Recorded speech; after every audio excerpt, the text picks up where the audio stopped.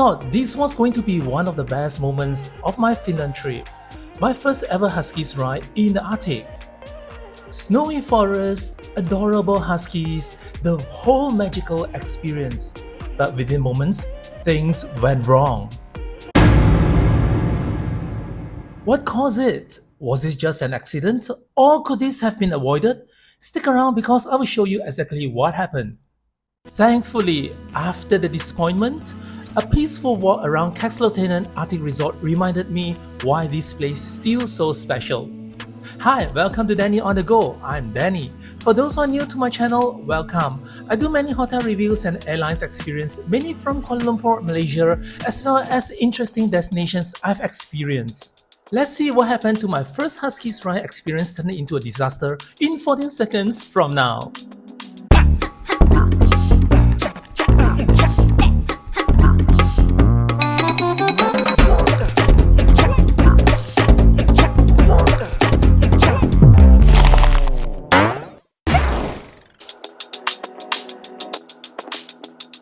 On my previous episode, I've made a thorough review of the type of accommodations offered in Kakslauttanen Arctic Resort, which including the glass igloo, wooden cabin, and Keller glass igloo.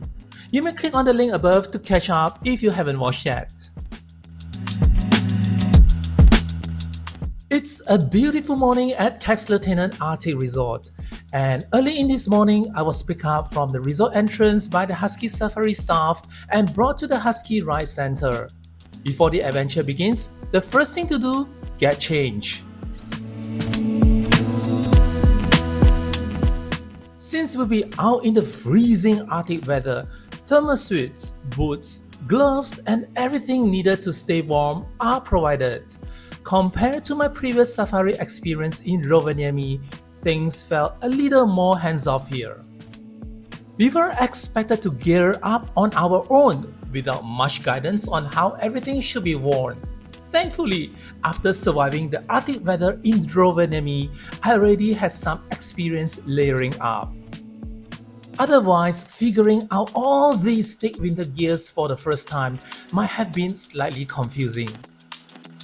After having all geared up, I was directed to the outdoor space, walking past some kennels where Huskies are very excited seeing visitors pass by.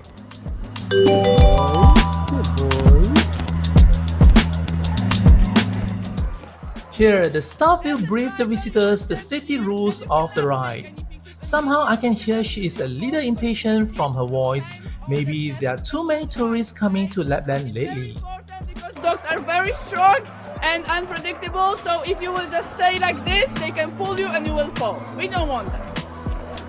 Here you have a brake, so to slow down, you need to press the brake.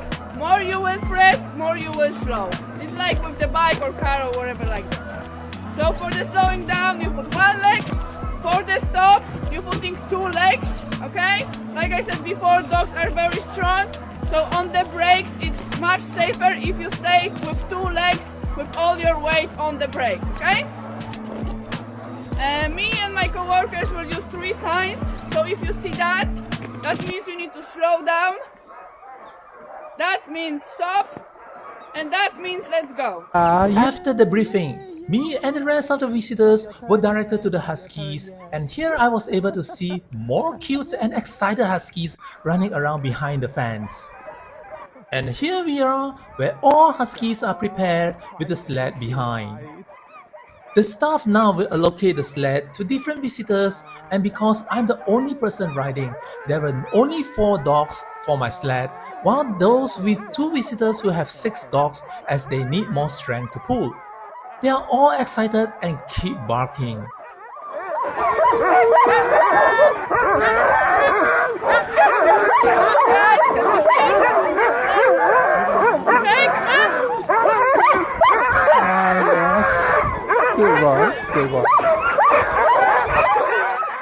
This is my sled and started to realize something not right, where it's on a slanted ground.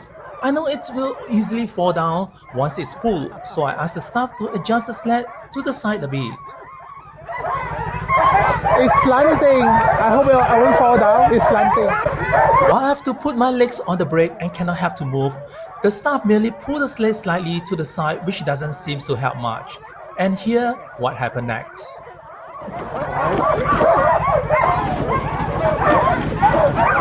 Okay.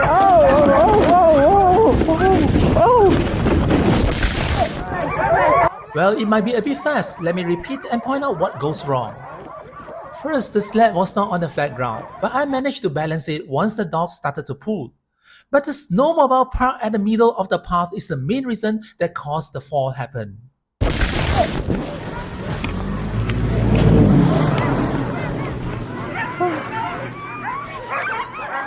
I fell down.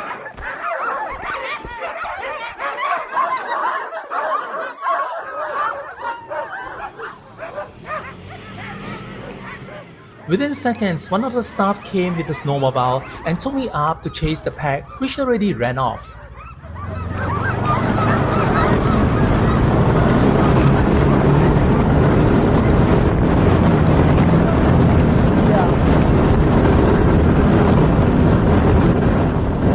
And we managed to get back the dogs where there is another staff already stopped them not far from the front.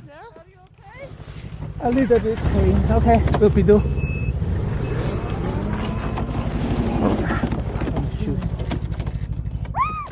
Only by then, I have my ride begins, which I personally already in trauma. To be honest, I do not know what causes the fall, and only when I look back the footage, I just know it's not me myself mishandled. Everyone knows now. Even it's mentioned it's a 2 hours ride. After deducting the briefing and walking around, the actual ride only takes less than 20 minutes. During the ride, I have to stop so often as the sled in front is slow and everyone has to follow the rules of not overtaking and leaving the gap at least 10 meters behind each other. That is really tiring, and as a person that rides all the way without getting to be a passenger, there's not much time I can enjoy the scenery around.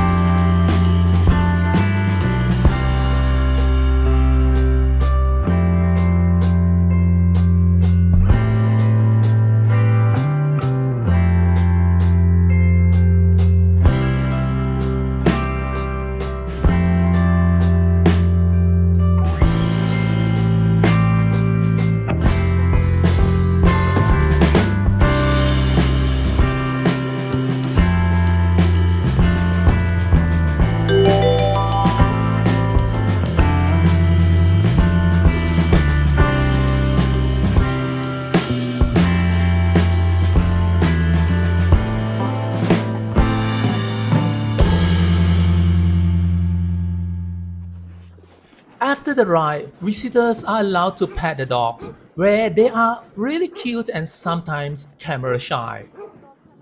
As a dog lover, this is the best moment I have for the entire Husky safari ride, but it doesn't last until the staff begins to shout and scream to gather the visitor back.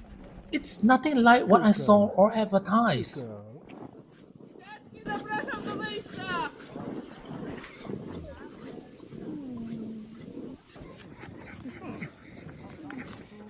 Okay, I know you don't like selfie.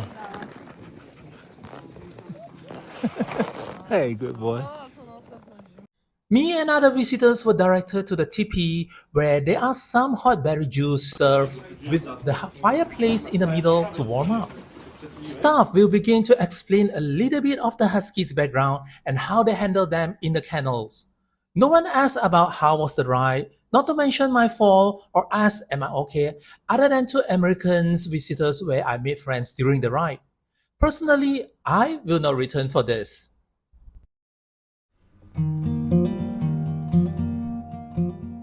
After the ride, I spent the entire afternoon walking around the resort, which I find it's much more beautiful.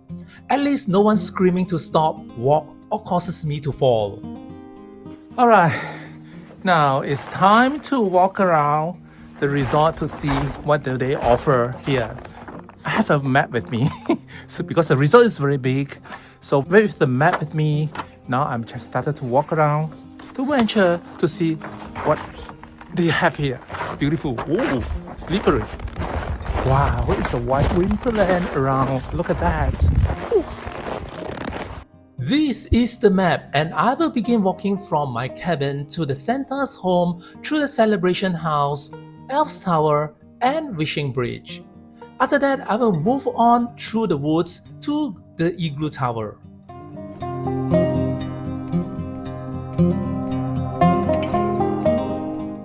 While walking to the Celebration House, I will let the video play to let you see how beautiful the scenery is in the clear day of the winter wonderland like this.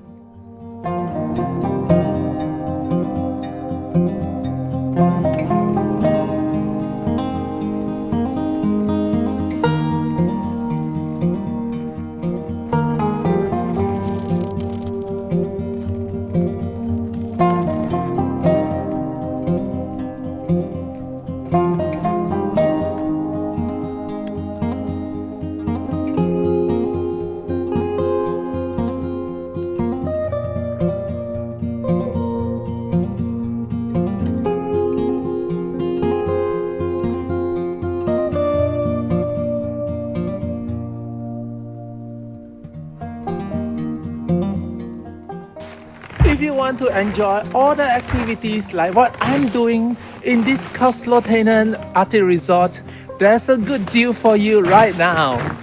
Let me introduce you to Scandi Travel, the tour operator arranging my entire Finland's journey. With over 10 years experience in creating luxury, tailor-made tours across Finland, Sweden, Norway, Estonia and Iceland, their expert travel consultants handle everything from hotels, transfers, restaurants and activities, all handpicked to make your trip stress-free and picture perfect. What's more, if you book through them now, you'll be able to enjoy 10% off using my promo code DANNY10. So why wait? Check out their website with hundreds of packages offer, or click the link in the description below this video to enjoy the hassle-free trip like I do.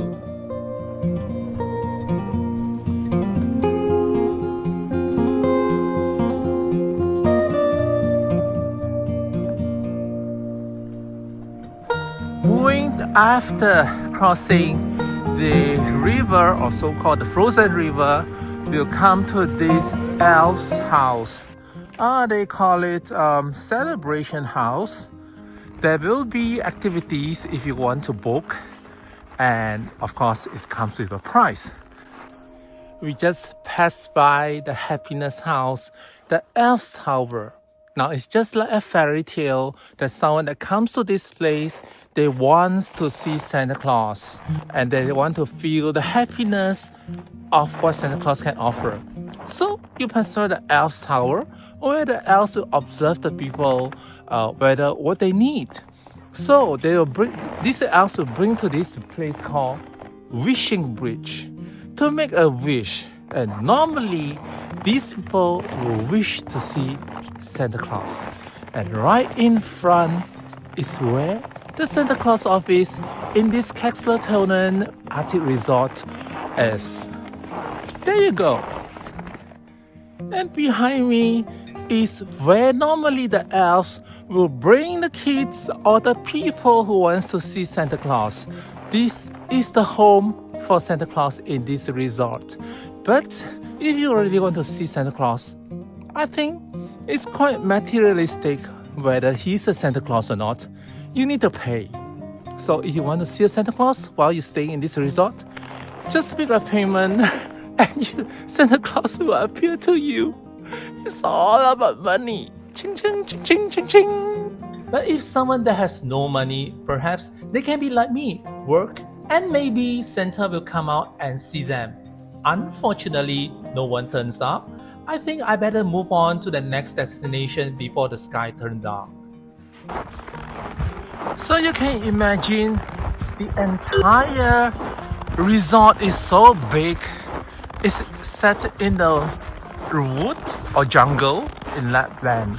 So it's like you got to walk all the way, around if you have the time. But if you have book a tour, you can actually look for those transportation, and they do have van to pick you up from one place to another place. But despite of the cold, which is really extreme here, you can see the whole entire land here is so white. I just prefer to walk because it's so quiet and you won't be able to hear anything. It's so quiet and peaceful, which I really like. Now, this is the Igloo Tower, where it's just beside the planetarium as well, where on top is a bar. It used to be a place that's free when it's just open, but right now they charge us some money to get up there. When the place becomes touristy, normally it will charge. So if you want to go up there, you can actually pay some money. I will let you know when you come to the entrance of the place to see how much is that. And from there, you can see on top of that, you can actually view the entire whole Lapland of the resort here. Look at that behind me, the sunset. The trees are so beautiful. The top part is sunshine and the bottom part is in shadow. And you can see, imagine the sun is getting down and the sky is getting dark. But this is the golden hour or the freezing hour for me. I think I better get into the tower to rest and get warm up. Here I'm at the Igloo Tower with a height of 30 meters, making it the tallest building in the resort. To me, the tower is remarkable not because of the height, but because it's built right in the middle of my walk back to the cabin, where I can get warm up. Inside, there's a souvenir shop and an art gallery where there are lots of masterpieces displayed. For those that like art, this is an additional bonus place to visit.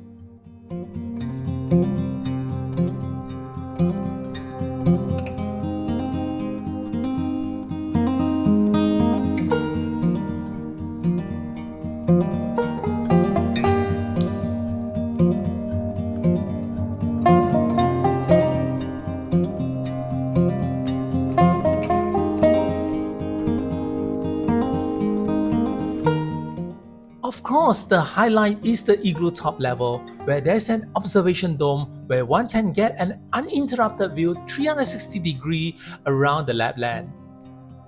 The igloo tower is free to enter, but for the observation dome, a fee of €5 is charged per person.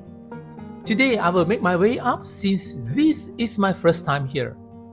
There is a lift behind where one has to get to level 3. Then one needs to climb the staircase a level up to get to the dome, where here I am. I'm truly speechless looking at the view here with the golden hour of the sunset. I will let you see by your own.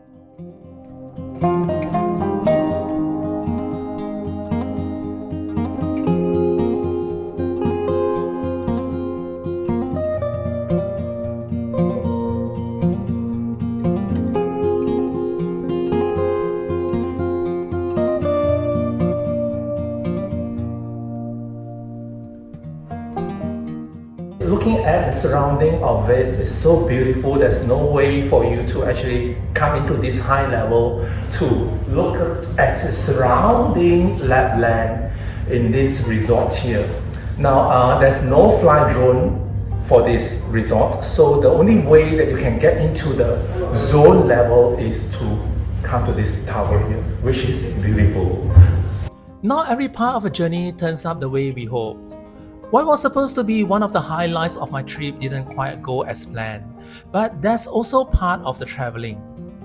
Sometimes it's not the unexpected moment that define a destination, but how we choose to experience everything around it. While Lapland is famous for its northern lights, this evening reminded me that there is so much more to appreciate here. With only a few hours of daylight during winter, every sunset feels a little more special. Watching the golden light slowly spread across the snow-covered landscape, it's easier to understand why so many people fall in love with this part of the world. I hope you enjoyed joining me on this adventure.